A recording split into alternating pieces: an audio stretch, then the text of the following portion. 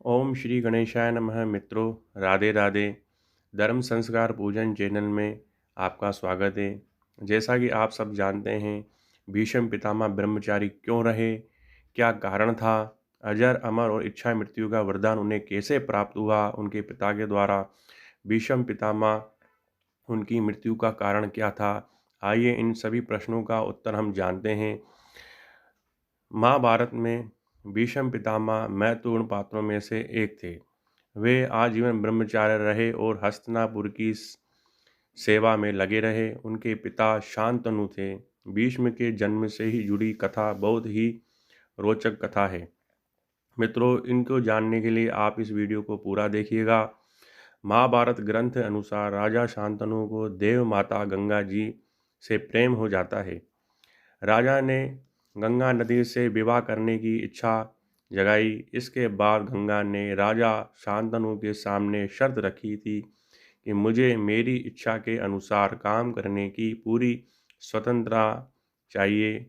जिस दिन आप शांतनु मुझे किसी बात के लिए रोकेंगे, मैं आपको छोड़कर स्वर्गलोक को चली जाऊंगी। मित्रों, शांतनु ने माँ गंगा की यह भी शर्त मान ली, क्योंकि शांतनु माँ गंगा से अति प्रिय प्रेम करते थे। इसके बाद राजा शांतनु और माँ गंगा का देवी का विवाह हो जाता है। कुछ समय काल बीतने के बाद शांतनु राजा को बारी बारी से पुत्र रत्न संतान उत्पन्न पैदा जन्म लेती हैं, परंतु माँ गंगा अपने पुत्र बालकों को जन्म के कुछ ही समय बाद ले जाकर गंगा नदी में तुरंत ही बहा देती थी। शांतनु राजा पिता ये देखकर बहुत दुखी होते थे। अपनी पत्नी गंगा को रोक नहीं पाते थे। अपने आंखों के सामने अपने ही पुत्रों को नदी गंगा में डुबोकर बहा देने से उनकी मृत्यु पर वो शांतनु राजा मन ही मन बहुत रोते थे, बहुत उदास और चिंतित थे। इस क्रम से माँ गंगा ने अपनी 6 संतानों को पुत्र नदी नदी में बहा दिया और शांतनु राजा उन्हें रोक नहीं पाते थे। मन ही मन बहुत रोते थे, पीड़ित होते थे, क्योंकि वे वचन से बंधे हुए थे और गंगा को खोने से डर से, अपनी पत्नी गंगा को खोने के डर से, इस तरह राजा शांतनु को 6 पुत्रों की मृत्यु नदी में बहाने से हो जाती है। और मित्र, जब 7वीं संतान को भी माँ गंगा नदी में बहाने जाने लगी तो शांतनु राजा का सब्र व बाण टूट चुका होता है। संतान नहीं होगी, शांतनु राजा सोते संतान नहीं होगी तो यह हस्तिनापुर राज कौन संभालेगा, ये राजगद्दी कौन बैठेगा। इस शांतनु बहुत दुखी और विलाप कर रोने लगा। तो मित्रों, 7वीं संतान गंगा नदी में बहाने जाने लगी तो राजा शांतनु उन्हें रहा नहीं गया और उन्होंने गंगा को रोक कर पूछा कि ये ऐसा क्यों कर रही हो, अपनी संतानों को इस तरह नदी में क्यों बहा रही हो। तब गंगा ने शांतनु को कहा कि हे राजन, आज आपने संतान के लिए मेरी शर्त को तोड़ दिया है।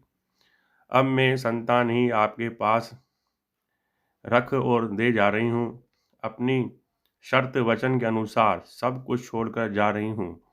शांतनु अपनी संतान 7वीं संतान भीष्म को देवव्रत को बचा लिया, भीष्म पितामह को जन्म से बचा लिया, लेकिन उसे अच्छी शिक्षा के लिए कुछ सालों के लिए माँ गंगा के साथ ही छोड़ दिया।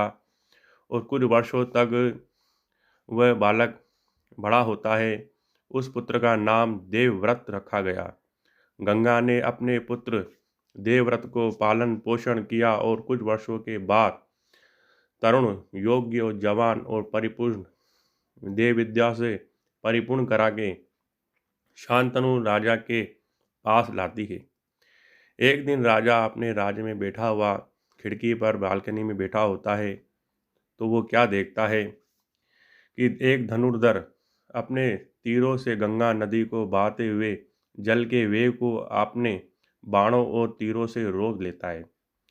गंगा का संपूर्ण जल रुक जाता है और तीरों का बांध बन जाता है। यह नजरा देखकर राजा शांतनु हैरान और रोमांचित हो जाता है।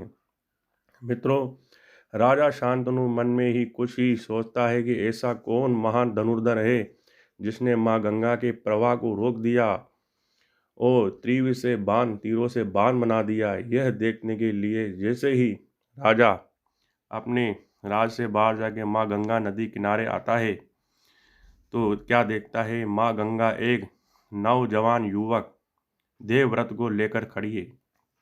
गंगा को उसे लौटाने शांतनु के पास आई। अब देवव्रत उस एक महान योद्धा और धर्म यज्ञ बन चुका था। पुत्र के लिए शांतनु ने गंगा जैसी देवी का त्याग स्वीकार किया। इसी देवव्रत ने पुत्र भीष्म ने शांतनु को विवाह भीष्म पिता ने सत्यवती रानी से करवाया। सत्यवती रानी से करवाने के लिए आजीवन अविवाहित ब्रह्मचारी रहने की भीष्म प्रतिज्ञा की। इसी से इनका नाम भीष्म पितामह पड़ा, जिसके बाद देवव्रत का नाम भीष्म पितामह पड़ा। मित्रों, और भीष्म ने अंतिम समय तक अपने पिता के वंश की रक्षा की थी। भीष्म की पिता शांतनु के लिए अटूट सेवा, संपूर्ण सत्य भाव और त्याग और आजीवन विवाह न करने की ब्रह्मचर्य इच्छा और हस्तिनापुर की राजगद्दी पर खुद न बैठना और मित्र राज्य की बड़े राज्य की रक्षा करना, हस्तिनापुर राज्य की रक्षा करना, उस गद्दी पर बैठे हुए राजा की रक्षा करना, प्रण करना, वचनबद्ध रहना, प्रण न तोड़ना, यह सब संपूर्ण त्याग ही देवव्रत भीष्म को पिता शांतनु ने इच्छा मृत्यु का आशीर्वाद दिया। पिता शांतनु ने भीष्म पितामह को इच्छा मृत्यु का वरदान दिया और ऐसे ही इस भीष्म पितामह का नाम देवव्रत, ताक्षरी और भीष्म पितामह पड़ा। मित्रों, इसी प्रकार से जो है भीष्म पितामह के जीवन की अन्य और कथाएं हैं, आपको आने वाले आगे वीडियो में आपको मैं बताऊंगा। आपको ये मेरी वीडियो अच्छी लगे तो मित्रों सब्सक्राइब करिएगा, लाइक करिएगा और शेयर करिएगा। जय श्री कृष्णा दोस्तों, राधे राधे।